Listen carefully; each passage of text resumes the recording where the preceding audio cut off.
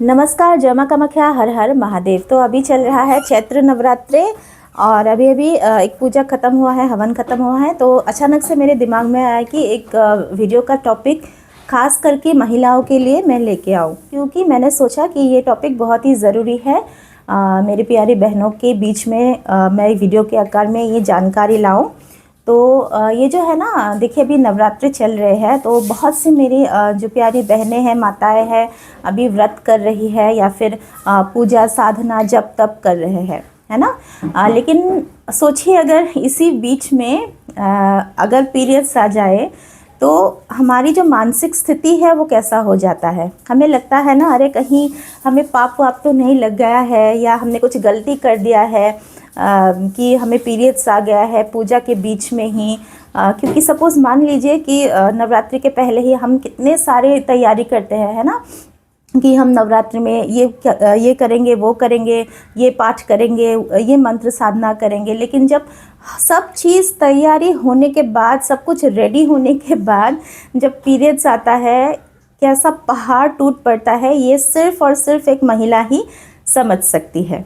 तो अगर सपोज़ ऐसा हो जाता है कि पहला दिन आपका बीत गया अच्छे से, आज द्वितीया है, माँ ब्रह्मचारिणी की पूजा है, तो अगर 2-3 दिन निकल गया, बीच में ही आपको पीरियड्स आ जाता है या पहले दिन ही आपको पीरियड्स आ जाता है, तब इस कंडीशन में आप अपनी पूजा जप साधना कैसे कंटिन्यू करेंगे, इसी बारे में आज मैं ये वीडियो आपके लिए प्रस्तुत कर रही हूँ। तो वीडियो अगर आपको थोड़ा सा भी अच्छा लगता है तो वीडियो को ज़रूर लाइक कीजिएगा। चैनल पे आप नए आए हो तो चैनल को ज़रूर सब्सक्राइब कीजिए, और कोई समस्या है तभी स्क्रीन पे दिए गए नंबर पे हमें कॉल कीजिए। अन्य किसी भी अलग जानकारी जानने के लिए या कोई भी दूसरे सवाल पूछने के लिए कृपया इस नंबर पे फ़ोन ना करें। तो इसी टॉपिक को कवर करते हुए चलिए इस वीडियो को अभी हम शुरू करते हैं।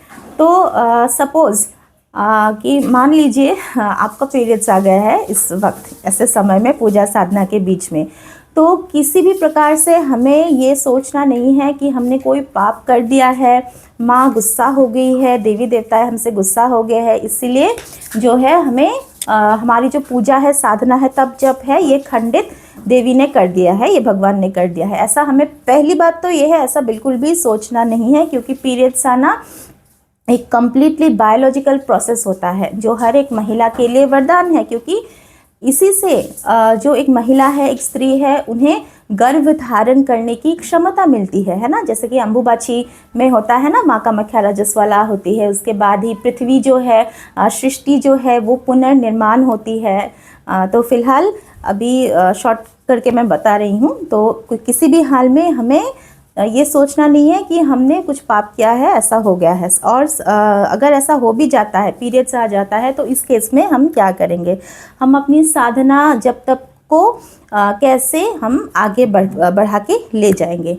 तो हमारे शास्त्रों में ये विधान दिया गया है कि मानसिक जप, मानसिक पूजा सबसे उत्तम है, सबसे श्रेष्ठ है, ठीक है। और हमारे यहाँ पे जो माँ कामाख्या को लेके पुस्तक है, जैसे योगिनी तंत्रम, कालिका पुराण, वहाँ पे भी कहा गया है कि माँ कामाख्या किसी भी जप तप से जितना खुश होती है, उससे कई ज़्यादा ना जो है मानसिक जप से, मानसिक पूजा से माँ खुश होती है। माँ कामाख्या यानी हर कोई देवी, चाहे दुर्गा, माँ काली, तारा, भुवनेश्वरी हो गई, लक्ष्मी हो गई, जो भी है माँ का ही रूप है, माँ कामाख्या का ही रूप है। मान लीजिए जो नवरात्रि का पहला दिन है, उसमें आपने बहुत ही अच्छे से अनुष्ठान किया, जप तप पूजा सब कुछ कर लिया, बट रात को ही आपको पीरियड्स आ गया, या फिर जो द्वितीया है या तृतीया है उसमें आपको अचानक से पीरियड्स आ गया, तो साधना खंडित नहीं होता है इस हाल में। ये एक्चुअली अच्छा साइन है।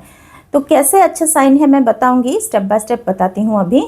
तो सपोज़ अगर ऐसा होता है आपको, तब आप मानसिक पूजा, मानसिक जप कर सकते हो। और शास्त्रों में इसीलिए इसको उत्तम कहा गया है कि मान लीजिए हम फिज़िकली हम जब बैठते हैं पूजा करने के लिए, तो हमारा मन ना बहुत चंचल है, कहीं ना कहीं ये भटकता रहता है। सपोज़ हमने गणेश जी को फूल दुर्बा अर्पण किया, लेकिन कभी ना कभी देखिएगा, हम महिला है, हमारे दिमाग में अचानक से गृहस्थ की चिंता आ जाता है, या फिर ये है वो है, बहुत सारे ऐसा चीज़ें जंबल अप हो जाता है ना माइंड में। लेकिन मानसिक पूजा इसीलिए सर्वश्रेष्ठ है क्योंकि उसमें डायरेक्टली कंसंट्रेशन होता है, फोकस रहता है उसमें। मानसिक पूजा एक जगह आराम से बैठ के किया जाता है, चाहे वो आपका बेड हो, चेयर हो, सोफ़ा हो, कहीं पे भी आप कंफर्टेबली बैठ जाओ वहाँ पे आपको ना ही आसन की ज़रूरत है, ना ही जप माला की ज़रूरत होता है। सिर्फ़ और सिर्फ कनेक्टिविटी बनाया जाता है देवी या भगवान से। सिर्फ हमें अपनी आंखें बंद करना है और जैसे हम फिज़िकली माँ को या फिर भगवान को पूजा करते हैं पंच उपचार से, धूप, दीप, नैवेद्य, पुष्प, गंध आदि से, तो उसी तरीके से आपको माइंड में ऐसे सोचना है आपको कि आपने माँ को फूल अर्पण किया है, धूप दीप दिखाया है ना। इस प्रकार से आपको सोचना है, इमेजिन करना है। उसके बाद जो भी आपका जो मंत्र होगा, जो भी आपने चालीसा, अगर आप चालीसा पढ़ते हो तो बुक को टच नहीं करना है आपको। तो आज के समय में चालीसा पाठ या जो भी है आजकल इंटरनेट में इजीली मिल जाता है। बस आपको करना क्या है, फ़ोन को लेना है, गूगल में जाना है, सर्च करना है और आप फ़ोन को देख देख के भी चालीसा या फिर जो भी मंत्र आप करते हो वो पाठ आप कर सकते हो। और अगर आपको याद है तो बहुत ही अच्छी बात है। और इस तरह करने से क्या होता है, आपकी जो भी साधना है वो खंडित किसी भी हाल में नहीं होता है, उल्टा ये दुगना प्रभावशाली हो जाता है। क्यों? एक तो हो गया मानसिक पूजा, मानसिक जप सर्वश्रेष्ठ है। ऊपर से एक महिला को इस दौरान, यानी जब एक महिला संकल्प करती है कि मैं जब हवन पूजा करूंगी इस समय में या फिर मंदिर जाऊंगी, तो उसको अगर पीरियड्स आ जाता है तो ये अच्छा सिग्नल है। क्योंकि जो हमारा मूलाधार चक्र है जब एक्टिवेट होता है ये फर्स्ट सिग्नल शो करता है। और जो इस समय ये होता है कि जो अग्नि तत्व है, अग्नि तत्व हमारे शरीर में बहुत ज़्यादा हाई रहता है, हाई ऊर्जा प्रवाहित होता है।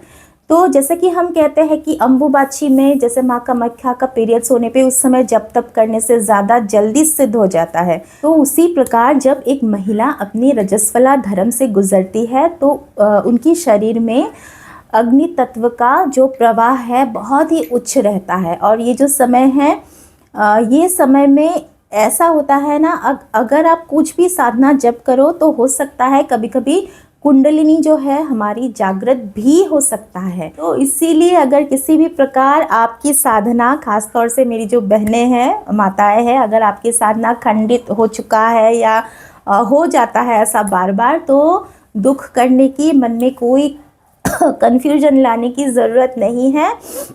ये बहुत ही अच्छा सिग्नल होता है। तो आशा करती हूँ ये जो वीडियो है आपको थोड़ा सा ही सही ये अच्छा लगा होगा। अगर अच्छा लगा तो वीडियो को ज़रूर लाइक कीजिएगा, ठीक है। और जो ये साधना का प्रोसेस है ये खंडित नहीं होता है, ये तो मैंने बता दिया। और काउंट होता है, लेकिन काउंट भी होता है। सपोज़ आपकी नवरात्रि में 2 दिन या 3 दिन बीतने के बाद पीरियड्स आ जाता है, फिर आप सोचेंगी कि जो संख्या मैंने सोची थी जप करने के लिए वो इसमें काउंट होगा कि नहीं। काउंट होगा, ज़रूर होगा। मानसिक पूजा, मानसिक जप का विधान है शास्त्रों में, काउंट बिल्कुल होगा। और जो मंदिर पे जहाँ पे आप दिए वगैरह लगाती है, खाली उस जगह को आपको टच नहीं करना है जब तक आपका जो रजस्वला धर्म है वो पूरी तरीके से ख़त्म ना हो जाए। किसी की 5 दिन में ही ख़त्म हो जाता है, तो किसी का 7 डेज़ भी लगता है। वो आपके हिसाब से वो आप देख परख के मंदिर को टच कीजिएगा। और जब तक आप मंदिर को टच नहीं कर पाते हो तब तक या तो अपनी फैमिली के किसी भी मेंबर से, अपने दोस्त से कह के भी या आस पड़ोसी से कह के भी माता के नाम पे दिया अगरबत्ती ज़रूर कर सकते हैं। तो चलिए इस वीडियो से विदा लेते हैं, मिलेंगे अगले वीडियो में। जय मां कामाख्या, हर हर महादेव। सभी को चैत्र नवरात्रि के हार्दिक शुभकामनाएं।